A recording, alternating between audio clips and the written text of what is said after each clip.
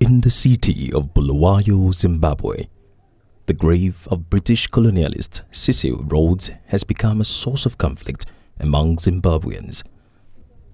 Located atop a steep hill surrounded by lush vegetation, a short climb is necessary to reach the grave, which is bordered by imposing rocks which have been rounded by erosion. Rhodes, who died more than 120 years ago in South Africa at the age of 48, founded the territory of Rhodesia in the late 19th century.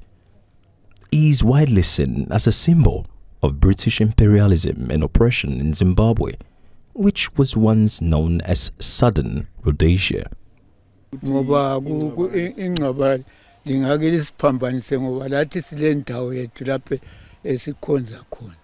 Enjelele lemadula konke ingcwaba lengcwaba khona ngale kubuya bona babazebona ukhokho wabo.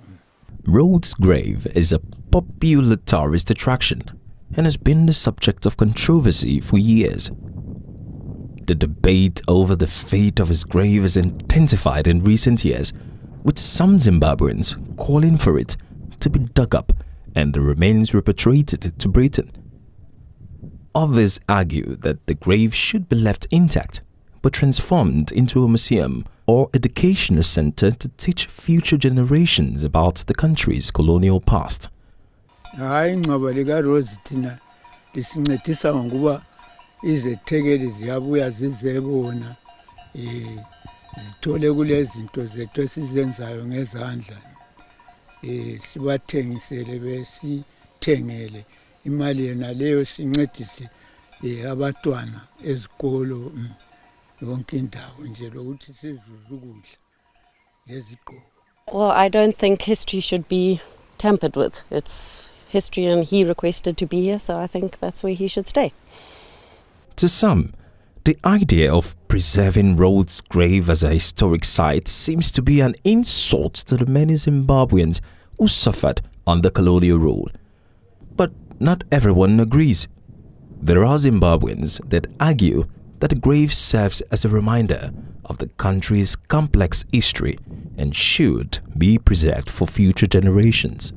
I feel like it was almost like a final statement, a final insult on his part. Already he had come in with his British South Africa company, pillaged, plundered, invaded, conquered, and I felt like this was his last final display of power. Right? To say that, okay, so what I'm going to do is I'm going to put my grave in this place that is highly significant in the heritage and the spirituality of the local Zimbabwean people. He chooses to go where we talk to our Creator and bury himself there.